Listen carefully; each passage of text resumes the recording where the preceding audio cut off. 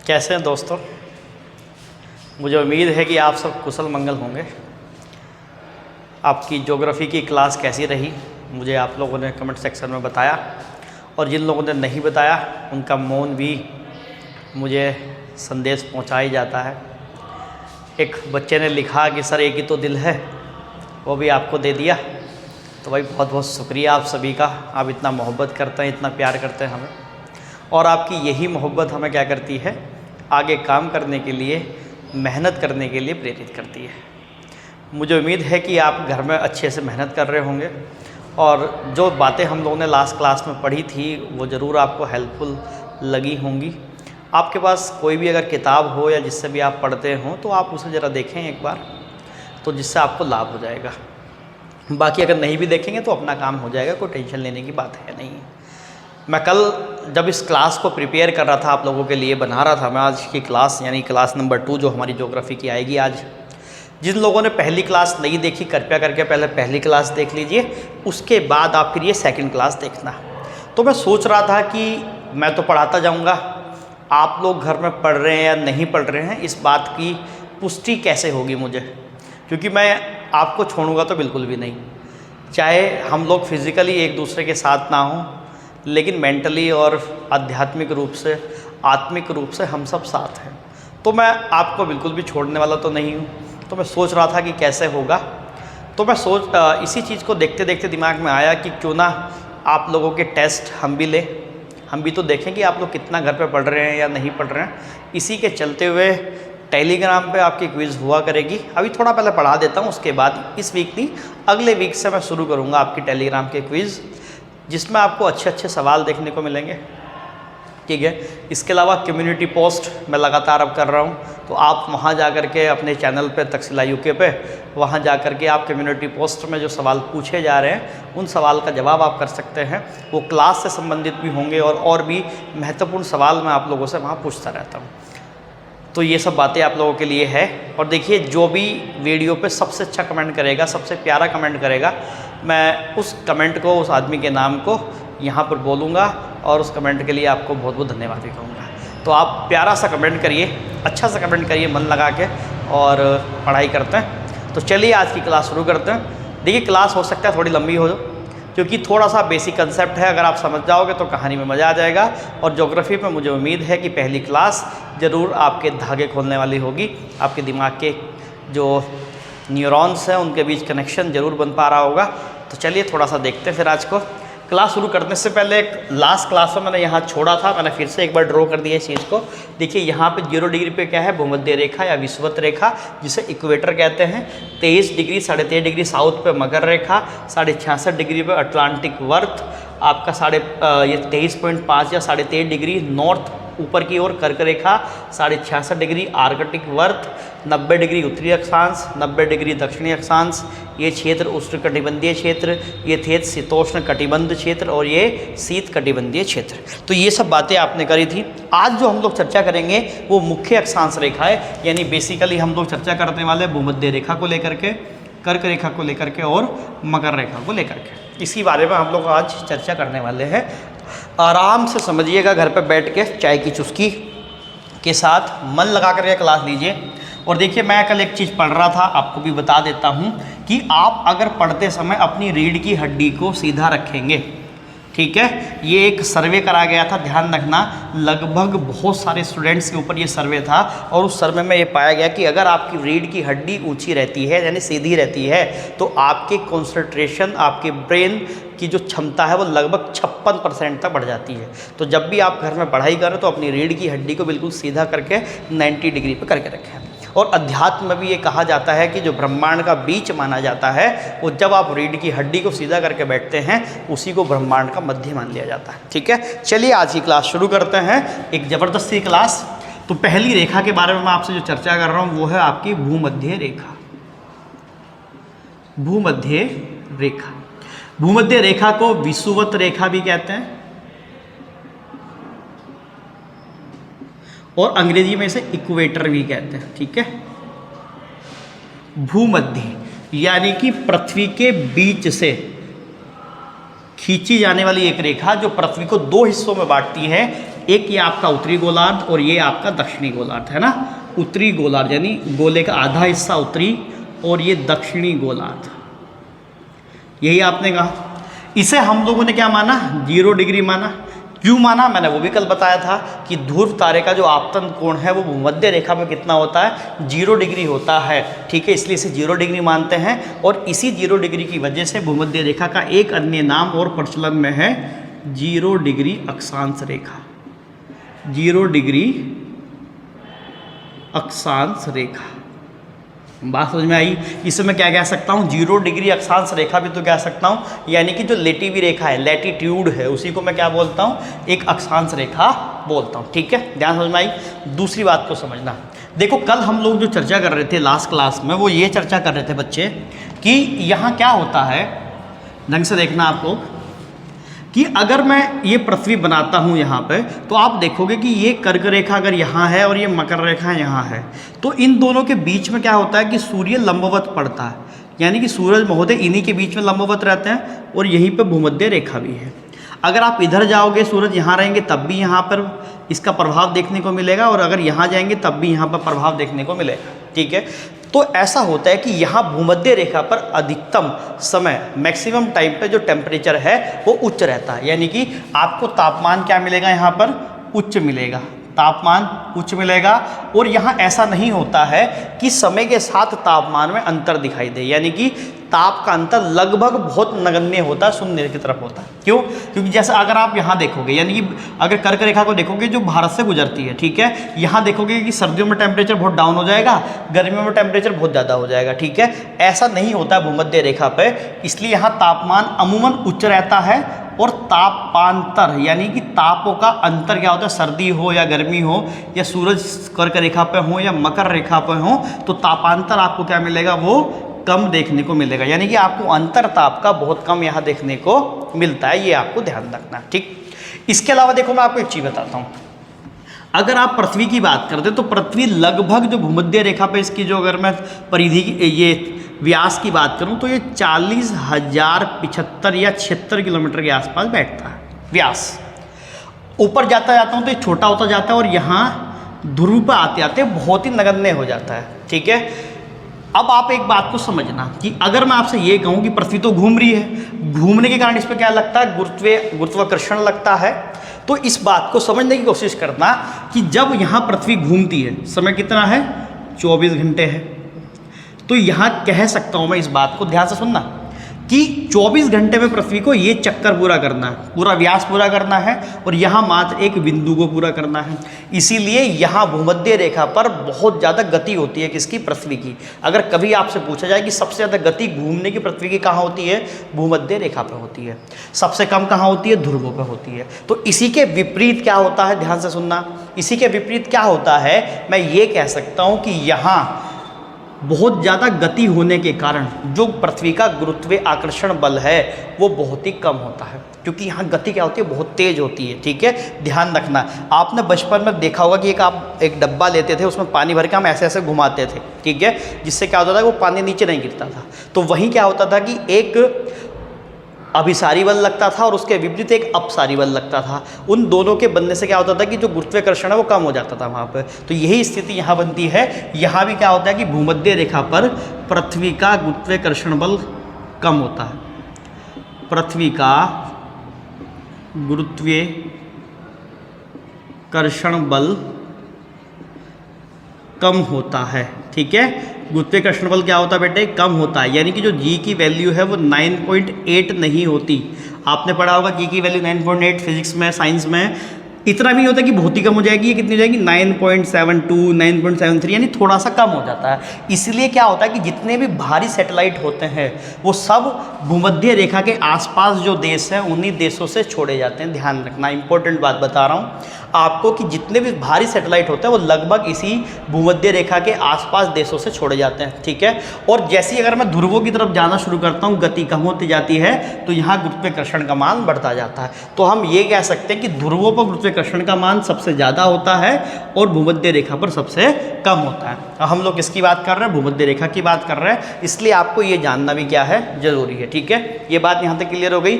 अगर मैं आगे बढ़ूँ तो देखो, भूमध्य रेखा क्या है? ये एक तरीके से 13 देश,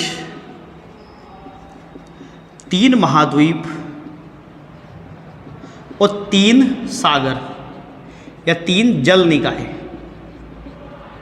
इनसे होकर के गुजरती है। ध्यान से सुन लेना बात को। 13 देश, 3 महाद्वीप और 3 जल निकायों से होकर गुजरती है। पहले 3 महाद्वीप बता देते हैं, क्योंकि भूमध्य रेखा है, एशिया के अंदर आपको देखने को मिलेगी, तो एशिया महाद्वीप पे गुजरती है, अफ्रीका महाद्वीप से गुजरती है बेटा, और अमेरिका के निचले हिस्से से यानी कि दक्षिणी अमेरिका से गुजरती है, दक्षिणी अमेरिका से। ठीक है, दक्षिणी अमेरिका द्वीप जो है, दक्षिणी अमेरिकी द्वीप से क्या करती है, यहाँ पर देखने में आपको मिल जाएगी, ध्यान रखना। ठीक है, इसके अलावा 3 जो सागरीय जल हैं वो हिंद महासागर है, प्रशांत महासागर है। देखो ये जरूर दिमाग में रखना आप लोग, क्योंकि कई बार ना सवाल बनाते हैं और आपसे परेशान कर देंगे, पूछ लेंगे बताइए कि जो भूमध्य रेखा है वो किस महासागर से नहीं गुजरती, तो हिंद महासागर से गुजरती है, प्रशांत महासागर से गुजरती है, और अंटार्कटिक जो है ना, या आप लोग कह सकते हैं एक तरीके से अटलांटिक जो है, अटलांटिक महासागर से गुजरती है। ये 3 महासागर से गुजरती है और 3 महाद्वीप से गुजरती है। अब बात आएगी सर ये 13 देश का क्या चक्कर है। देखो एक बात ध्यान रखना, अगर आप लोग जानते होंगे, अगर आप प्रीवियस ईयर को देखते होंगे, तो अभी एसएससी जेईई 2019 में एक पेपर हुआ था। उस पेपर में पूछा गया था कि निम्नलिखित में से किस देश से भूमध्य रेखा नहीं गुजरती। अब आप बताइए कि अगर आपको वो देश पता होंगे तभी तो ये आंसर कर पाओगे आप, वरना तो तुक्का नहीं मारना है। मैं 13 के 13 देशों के नाम आपको लिखवा दे रहा हूँ, ताकि आप कम से कम उन्हें याद नहीं करना, लेकिन उन्हें पढ़ लेना। पढ़ लोगे तो काम हो जाएगा अपना। यहाँ तक आपने नोट्स बना लिया होगा, स्क्रीनशॉट ले लिया होगा, मैं आगे बढ़ रहा हूँ। ठीक है, देखिए आराम से पढ़ेंगे, कोई जल्दबाजी नहीं है, मैं बिल्कुल एक एक बात को आपको समझाता हुआ चलूँगा, और यकीन मानना दिमाग के घोड़े खुल जाएंगे। मैं आपको 13 के 13 देश लिखवा दे रहा हूँ। पहला है इक्वाडोर, आप लिख लेना जरूर इन्हें, बिल्कुल ये मत सोचना कि नहीं लिखूं, लिख लेना बिल्कुल, और इन्हें पढ़ना, याद करने की ज़रूरत नहीं है, बस ऐसे ही पढ़ लेना 2-4 बात। Colombia, Ecuador, Colombia, Brazil. ठीक है, चौथा आपका है Sao Tome Principe, Sao Tome Principe. और मैं जब इसे प्रिपेयर कर रहा था तो मैं सोच रहा था कि अगर भारत का नाम भी कुछ ऐसा ही होता तो हम तो ये रह जाते, जैसे हम कहते हैं ना कि भारत माता की जय, तो हम कहा करते साओ टोम प्रिंसिपे की जय भैया। ठीक है, 4, 5वां अगर है तो यहाँ पे गैबॉन या गैबन भी कई लोग लिखते हैं इसको। 6ठा यहाँ पे है कांगो गणराज्य, कांगो गणराज्य। 7वां यहाँ पे है बेटे कांगो लोकतांत्रिक गणराज्य, कांगो लोकतांत्रिक गणराज्य। 8वां है युगांडा। 9वां है केनिया। 10वां है सोमालिया।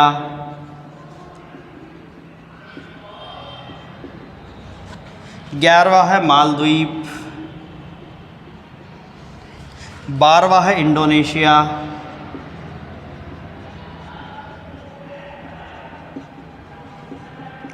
और 13वां और अंतिम है किरिबाती। तो इन 13 देशों से क्या होता है बच्चे, ये हमारी भूमध्य रेखा गुजरती है। देखो जो लोग कहेंगे कि सर पता नहीं क्या कैसे है, तो मैं एक भी सवाल नहीं छोड़ूंगा भाई।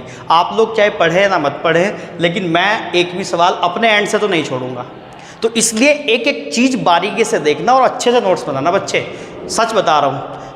क्लास आपके लिए बहुत हेल्पफुल रहेगी, बहुत लाभ मिल जाएगा आपको पेपर के अंदर, लेकिन थोड़ी सी मेहनत तो लगेगी, दिमाग के धागे खोलने पड़ेंगे, थोड़ा सा प्रेशर तो पड़ेगा आप लोगों पर। ठीक है, इसे पढ़ लेना बस आप लोग, ऐसे रटना नहीं।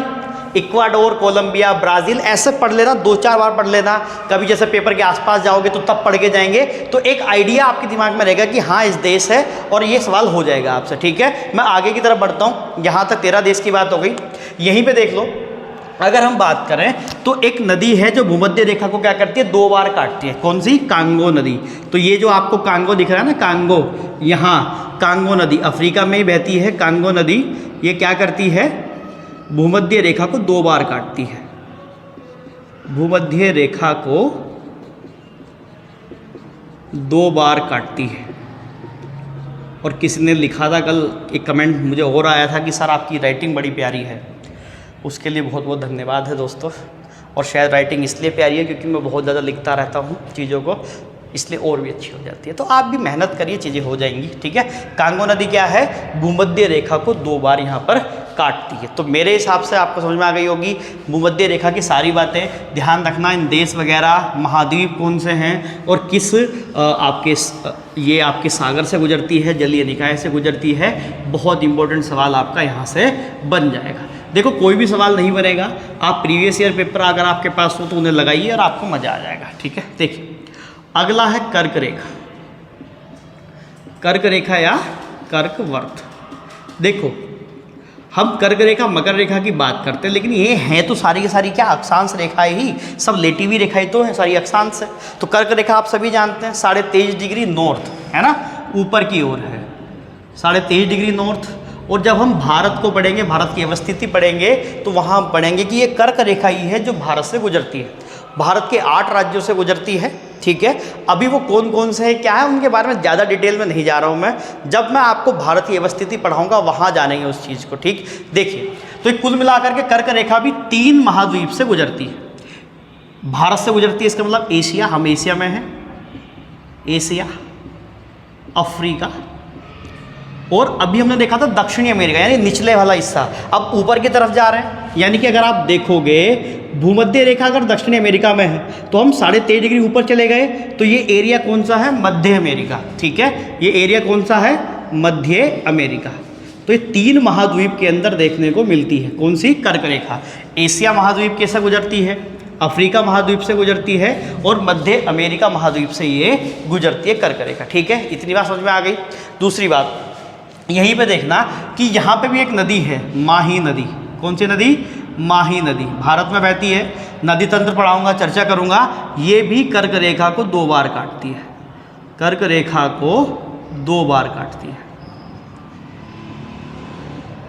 अभी आपने देखा था कि एक रेखा थी कांगो नदी, वो नदी क्या कर रही थी कि आपकी भूमध्य रेखा को 2 बार काट रही थी। ये माही नदी है, ये माही नदी क्या कर रही है, कर्क रेखा को 2 बार काट रही है। भारत में बहती है माही नदी। डिटेल में जानेंगे, ढंग से जानेंगे, ठीक। अब देखो यहीं पे एक अब कंसेप्ट आता है बच्चे, कर्क संक्रांति। कर्क संक्रांति क्या होता है, अब बिल्कुल कंसेप्ट दिमाग से समझ करके चलना। देखो हमने पृथ्वी बनाई थी, पृथ्वी पे मैंने आपको बताया कि ये कर्क रेखा बता देते हैं और ये मकर रेखा बना देते हैं। ये है कर्क रेखा और ये है मकर रेखा। तो हमने एक चीज देखी थी बच्चे, अब ढंग से समझना बात को, कि सूर्य इन्हीं के लंबवत रहता है। कन्फर्म है बात कि सूर्य क्या रहता है, इनके लंबवत रहता है। यानी कि कभी ना कभी सूर्य वर्ष में एक बार कर्क रेखा के लंबवत चमकता होगा। ये बात कन्फर्म है ना, ध्यान से समझ लेना कि सूरज कम से कम साल में एक बार क्या होता होगा, कर्क रेखा पे बिल्कुल 90 डिग्री या लंबवत चमकता होगा। वही स्थिति क्या कहलाती है, कर्क संक्रांति कहलाती है। वही स्थिति क्या कहलाती है बेटा, कर्क संक्रांति कहलाती है। तो कर्क संक्रांति किसे कहते हैं, यह वह स्थिति है जब सूर्य देव या जब सूर्य कर्क रेखा पर लंबवत चमकता है। जब सूर्य कर्क रेखा पर लंबवत चमकता है। मैं इंक डाल देता हूँ एक बार जरा, फिर कहानी को आगे बढ़ाएंगे, ठीक है। बिल्कुल आराम से तसल्ली पूर्वक पढ़िए, अच्छे से नोट्स बनाइए, ठीक है। एक बार मेहनत करनी है बेटा, और तैयारी भी बच्चे एक ही बार होती है। मन में ध्यान रखना, बार बार तैयारी नहीं होती। जो चाहता है कि अब तैयारी कर दूँ, वो कर दूँ, कुछ नहीं होता, बार बार नहीं होती, एक ही बार होती है। अब ढंग से देखना बात को, ठीक है। यानी कि कभी ना कभी एक समय कर्क रेखा पे चमकता होगा सूरज, उसी को हमने क्या कहा, कर्क संक्रांति का।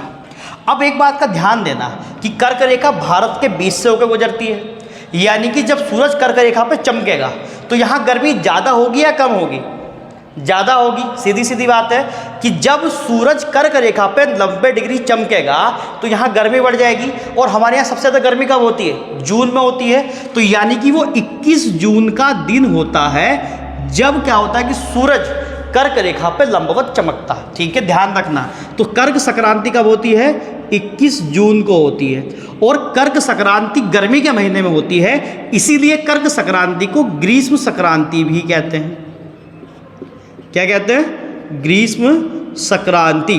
बात समझ में आई है नहीं आई? मैं दोबारा बताता हूं। देखिए, सूरज जब कर्क रेखा पर लंबवत चमकेगा तो उसे क्या कहेंगे? कर्क संक्रांति। ठीक, यानी कि कर्क संक्रांति जब होगी भारत में गर्मी बढ़ जाएगी। और भारत में गर्मी कब बढ़ती है? जून के महीने में। तो वो 21 जून का दिन होता है, जिस दिन अंतर्राष्ट्रीय योग दिवस होता है, उस दिन सूरज यहाँ लंबवत होता है। ठीक है, और यहाँ इसी दिन इसी को क्या कहते हैं? कर्क संक्रांति कहा जाता है। तो ध्यान रखना, 21 जून को क्या होता है? कर्क संक्रांति होती है। और 21 जून के दिन ही ये उत्तरी गोलार्ध का सबसे बड़ा दिन होता है। ध्यान रखना, ये क्या होता है? उत्तरी गोलार्ध का सबसे बड़ा दिन, क्योंकि कर्क रेखा किस में है? उत्तरी गोलार्ध में है। सूरज 90 डिग्री चमक रहा है, तो उत्तरी गोलार्ध का सबसे बड़ा दिन कब होता है? वो 21 जून को होता है। उत्तरी गोलार्ध का सबसे बड़ा दिन वो कब होता है? 21 जून को होता है। बिल्कुल ध्यान रखना। और 21 जून के दिन ही नॉर्वे, एक देश है बड़ा खूबसूरत सा, नॉर्वे में 24 घंटे का दिन होता है। ठीक है, दिमाग में रखना कि नॉर्वे में क्या होता है? 24 घंटे का दिन है। यहाँ अर्धरात्रि का सूर्य चमकता है। अर्धरात्रि सूर्य चमकता है।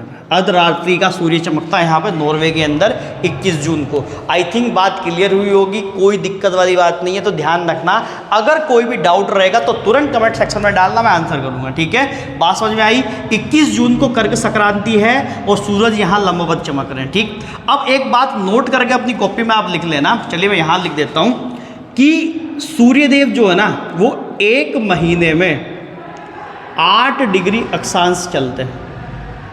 नोट करके लिख लो जरा कॉपी में कहीं को, साइड में को, कि सूरज जो है, सूर्यदेव जो है, वो एक महीने में कितने चलते हैं? 8 डिग्री अक्षांश चलते हैं। बस इतने से काम चल जाएगा। वैसे तो एक दिन में वो 16 मिनट चलते हैं। ठीक है, बताया था ना कल, मिनट, सेकंड, अक्षांश, ये सब चीज़ें कल बताई थी मैंने। तो ये ध्यान में रख लेना कि सूर्य देवता क्या है, वो एक महीने में 8 डिग्री अक्षांश चलते हैं। ठीक है, अब मैं आगे बढ़ रहा हूँ। चलिए, तो यहाँ तक कोई दिक्कत नहीं है। कर्क संक्रांति, ग्रीष्म संक्रांति क्लियर हो गया आप लोगों को। 21 जून क्लियर हुआ आप लोगों को। ठीक है, यानी कि कर्क रेखा भी एक तरीके से आपको क्लियर हो गई। अब कर्क रेखा के बाद हम आगे बढ़ते हैं मकर रेखा की ओर। इसे समझते हैं। अरे दिमाग के धागे खुल जाएंगे, तुम टेंशन मत लो बिल्कुल भी, और रटने की कोई भी जरूरत नहीं है। जितनी चीज़ें बता रहा हूँ उन्हें ढंग से समझते चलिए। मकर रेखा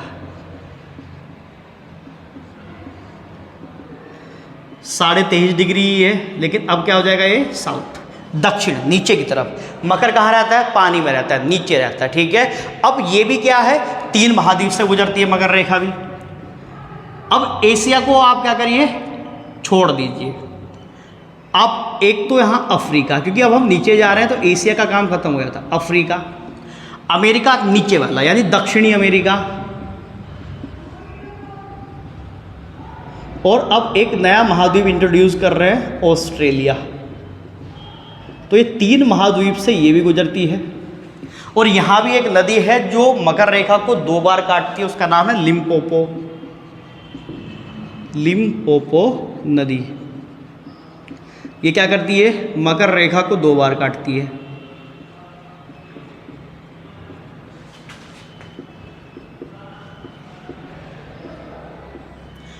तो यानी कि अभी आपने देखा, अगर मैं भूमध्य रेखा की बात करूं तो कांगो, कर्क रेखा की बात करूं तो माही, और मकर रेखा की बात करूं तो लिम्पोपो। ध्यान रखना, लिम्पोपो। ठीक है, कोई दिक्कत नहीं है। अब देखो यहाँ पे भी एक कंसेप्ट आता है, मकर संक्रांति। और जैसे ही मैंने मकर संक्रांति लिखा होगा कि बहुत सारे बच्चों का सीधा दिमाग खुल गया होगा कि कर्क संक्रांति सर ने क्या बताया था कि जब सूरज कर्क रेखा पे लंबवत चमकता है तो वो कर्क संक्रांति होती है। और जब सूरज मकर रेखा पे लंबवत चमकेगा तो वो क्या हो जाएगी, मकर संक्रांति हो जाएगी। अब बात को समझना जरा मेरे प्यारे, हमने बताया कि जो कर्क संक्रांति है वो 21 जून को होती है। अब सूरज को कहाँ चमकना है, मकर रेखा पे चमकना है। समझ लेना, कंसेप्ट है, दिमाग में बैठ जाएगा तो कोई दिक्कत नहीं होगी। यानी कि आपको 23.5 डिग्री नॉर्थ से पहले 0 डिग्री आना है, उसके बाद 23.5 डिग्री साउथ जाना है। यानी कि लगभग आपको कितना कवर करना है, सूरज को 47 डिग्री कवर करना है। और मैंने अभी बताया कि एक महीने में कितना कवर करता है, 8 डिग्री कवर करता है। तो लगभग कवर करने में कितना समय लगेगा, 6 महीने का समय लगेगा। अब मैं आगे बढ़ता हूँ तो जून से जुलाई, अगस्त, सितंबर, अक्टूबर, नवंबर, देन दिसंबर, यानी दिसंबर के आसपास, और वो तारीख होती है मेरे प्यारे 22 दिसंबर। तो 22 दिसंबर को सूरज क्या करता है, मकर रेखा के ऊपर लंबवत चमकता है, जिसे हम लोग क्या कहते हैं, मकर संक्रांति कहते हैं। ठीक है, और ये सर्दी के दिन होते हैं। हमारे क्षेत्र में क्या होती है, सर्दी होती है, क्योंकि यहाँ से सूरज दूर जा चुका होता है। दिसंबर में हमारे यहाँ ठंडी पड़ती है, तो इसी को हम लोग शीत संक्रांति के नाम से भी जानते हैं। मकर संक्रांति या शीत संक्रांति कब, 22 दिसंबर। 22 दिसंबर को क्या होगा, सूर्य लंबवत होगा यहाँ पे, यानी कि दक्षिणी गोलार्ध में। अब ये किसकी बात हो रही है, दक्षिणी गोलार्ध की। तो अगर आपसे कभी सवाल देखिए ऐसे भी पूछा जा सकता है कि बताइए दक्षिणी गोलार्ध पर कब मकर रेखा में यानी सूरज लंबवत होता है, तो सूरज लंबवत होता है कब, 22 दिसंबर को सूरज मकर रेखा के ऊपर लंबवत होता है। ठीक है, मकर रेखा पर लंबवत होता है 22 दिसंबर को। और ये क्या है, दक्षिणी गोलार्ध का सबसे बड़ा दिन है, दक्षिणी गोलार्ध का सबसे बड़ा दिन। जैसे 21 जून उत्तरी गोलार्ध का सबसे बड़ा दिन है, ऐसे ही 22 दिसंबर दक्षिणी गोलार्ध का सबसे बड़ा दिन है। अब देखो, एक बच्चों के मन में डाउट आ रहा होगा, सर मकर संक्रांति हम लोग तो जनवरी में पढ़ते हैं हिंदू में, हिंदू कैलेंडर के हिसाब से। बच्चे हाँ, थोड़ा सा अंतर है, ये साइंटिफिक है हमारी ज्योग्राफी के हिसाब से। ठीक है, वो क्या है, वो 22 दिसंबर डेट है, लेकिन जब हम हिंदू कैलेंडर के हिसाब से देखते हैं तो वो मकर संक्रांति जनवरी के आसपास पड़ती है। ठीक है, तो इसमें कंफ्यूज होने की जरूरत नहीं है, आपको ये ध्यान रखना, अपनी मकर संक्रांति का ध्यान रखना, 22 दिसंबर और वो 21 जून। यहाँ तक कोई दिक्कत नहीं है, आई थिंक बात बिल्कुल समझ में आ गई होगी। अब देखो, एक छोटा सा कंसेप्ट मुझे आपको समझाना है। ठीक है, मैं समझाऊं, यहाँ तक कोई दिक्कत नहीं है मेरे किसी भी बच्चे को। देखो, मन लगा के पढ़ दो मेरे यार, और मुझे पता है कि इस बार आप सबका मन है, लेकिन मैं ये भी जानता हूँ कि हम में से सारे नहीं पढ़ रहे। देखो, अमूमन अगर मैं बात करूँ तो लगभग जो व्यूज़ आ रहे हैं उन व्यूज़ में जो एवरेज व्यू ड्यूरेशन है वो लगभग 6 से 7 मिनट है। यानी कि मोटे तौर पर अगर आप मान लो कितने प्रतिशत हो गए, लगभग 7×5 लगभग 20 से 25% लोग पढ़ रहे हैं सही, जो सीरियस होकर पढ़ रहा होगा। ठीक है, बाकी लोग केवल थोड़ा बहुत देख रहे हैं, कोई इरेगुलर है, कोई कुछ है, बड़ी समस्या हो जाएगी भैया। ध्यान से देखते चलो, पढ़ते चलो अभी से। देखो, कंसेप्ट समझना, ऐसे स्टार लगा के समझना जो मैं अब समझाने की कोशिश करूँ। देखो, ये अगर पृथ्वी हमने मान ली, ये क्या है, हमारी पृथ्वी है। अब देखो, ये पृथ्वी है। अब बात को समझना, ये मान लेते कर्क रेखा है हमारी, ये क्या है, कर्क रेखा। ये बच्चे है भूमध्य रेखा,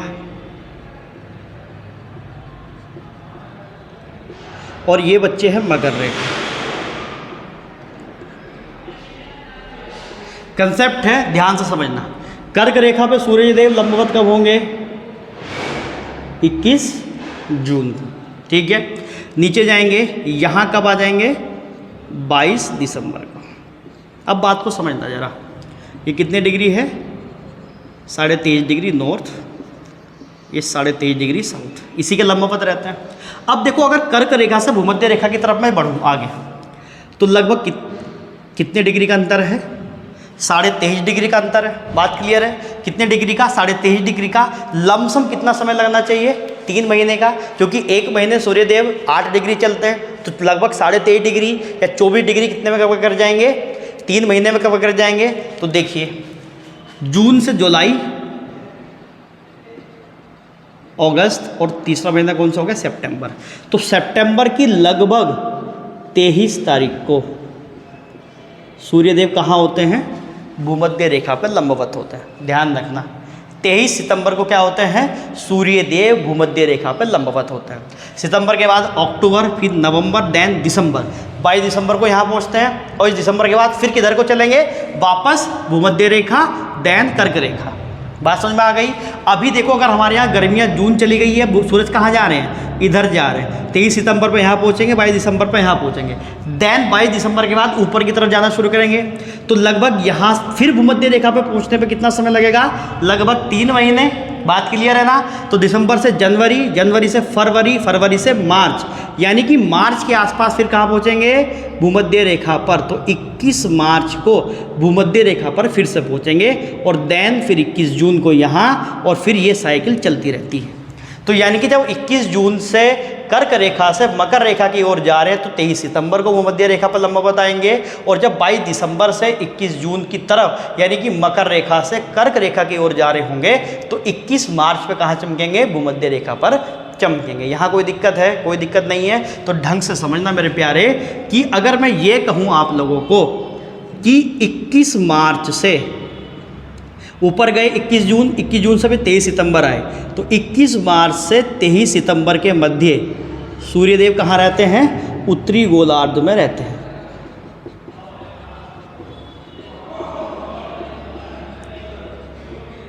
उत्तरी गोलार्ध में क्या रहते हैं, लंबवत रहते हैं। ध्यान समझ गए।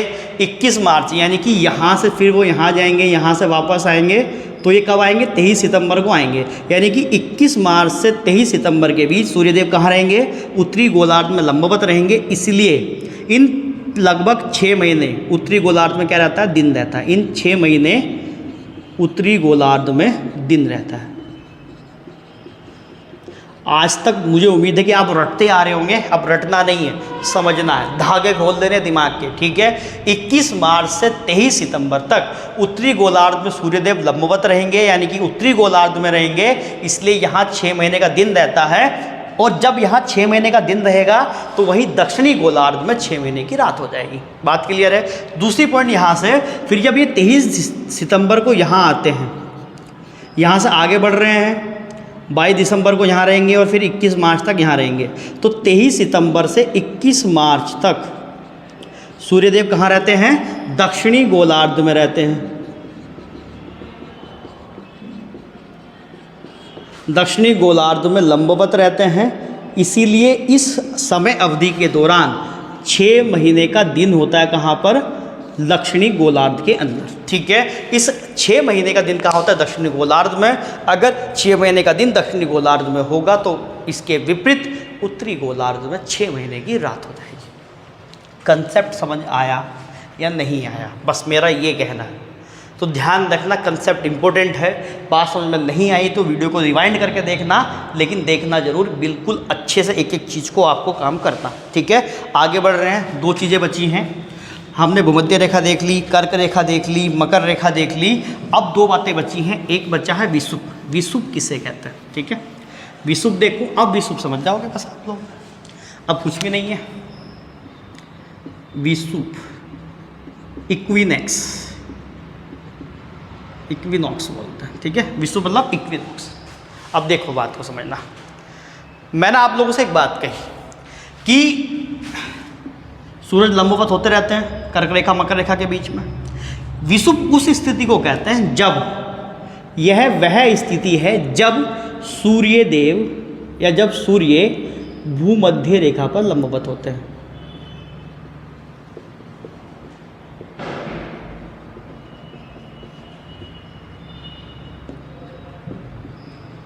दिमाग का बत्ती जली।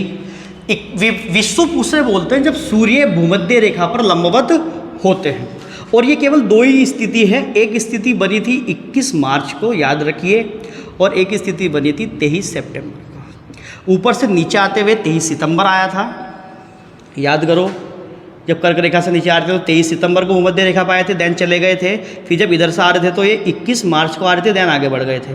तो भूमध्य रेखा पे कब रहते हैं ये? 21 मार्च और 23 सितंबर। ये दो तिथि क्या कहलाती हैं? विषुव कहलाती हैं। और इन दो तिथियों को क्या होता है? संपूर्ण जगत में, यानी कि संपूर्ण पृथ्वी पर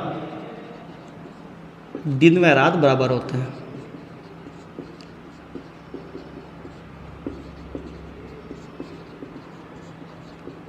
दिन व रात क्या होते हैं? बराबर होते हैं। हो सकता है कि अभी तक आप लोग रटते आ रहे हो, लेकिन अब रटने की जरूरत नहीं पड़ेगी। मैंने क्या बताया है? विषुव क्या है? जब सूर्य विषुवत रेखा या भूमध्य रेखा, भूमध्य रेखा कह लो, इसी को विषुवत रेखा भी तो कहते हैं। तो विषुवत रेखा पर लंबवत चमकता है तो केवल 2 ही दिन है, वो 21 मार्च और 23 सितंबर का समय होता है कि जब ये यहाँ पर लंबवत चमकते हैं। ठीक है, अब केवल एक चीज़ बची है, अश्व अक्षांश, उसे और देख लेते हैं। फिर आपका चैप्टर, आपकी कहानी ये क्या हो जाएगी? समाप्त हो जाएगी। थोड़ी सी इंक और डाल देते हैं ताकि और अच्छे से दिख पाए। बच्चे कहते हैं कि सर इंक का इस्तेमाल करिए। सच बता रहा हूँ, ईमानदारी से कह रहा हूँ। देखो इतनी इंक डालते हैं भाई, वो कैमरे की क्वालिटी का चक्कर ऐसा हो जाता है कि आपको पता ही है भाई, हमारे पास वो तो है नहीं कुछ DSLR वगैरह या कुछ इस तरीके की व्यवस्था। अपने मोबाइल से ही काम चला रहे हैं हम लोग तो भाई। और जब मोबाइल से काम चला रहे हैं तो क्वालिटी क्या हो जाती है? वो डाउन हो जाती है। क्वालिटी डाउन होने की वजह से शायद आप लोगों को तकलीफ़ तो होती होगी, लेकिन यार थोड़ा सा सहयोग आप भी करो, तकलीफ़ थोड़ी सी सहन करो। धीरे धीरे ईश्वर करेगा, आप लोगों का प्यार आएगा तो एक ले लेंगे कैमरा वैमरे की व्यवस्था हो जाएगी धीरे धीरे। चल अब देखो अश्व अक्षांश क्या है? मोहब्बत से पढ़ो बिल्कुल। अश्व अक्षांश, हॉर्स लैटिट्यूड।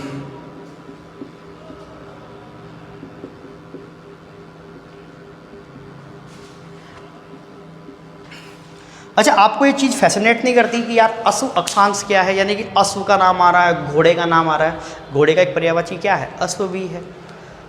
मुझे तो बड़ी करती है। क्या होता था पुराने समय में? यातायात के कोई साधन ज़्यादा होते नहीं थे तो समुद्री मार्गों का इस्तेमाल करते थे। उन समुद्री मार्गों पर चलते थे जलयान, यानी कि जो आपका तो वायुयान आप देखते हैं, हवाई जहाज, ऐसे ही समुद्री जहाज़ चलते थे, जलयान चलते थे। तो क्या होता था कि शुरुआती दौर में अगर आप देखोगे तो घोड़े इंपॉर्टेंट चीज़ होती थी। तो घोड़ों का क्या होता था? व्यापार होता था। एक समय से या एक स्थान से दूसरे स्थान पर ले जाने के लिए जलयान का इस्तेमाल करते थे, पानी के जहाज़ का इस्तेमाल करते थे। तो क्या होता था? उनमें घोड़े जाते थे। तो यहाँ क्या होता था कि जब घोड़े लद करके जाते थे वहाँ पे, तो ये जो अश्व अक्षांश है, जो मैं अभी बात करूँगा कि कितने डिग्री से कितने के बीच में है, जब यहाँ इस पर्टिकुलर स्थिति पे वो पहुँचते थे जहाज़, तो यहाँ क्या होता था कि एक अनिश्चित दिशा से हवाएं चलती थी।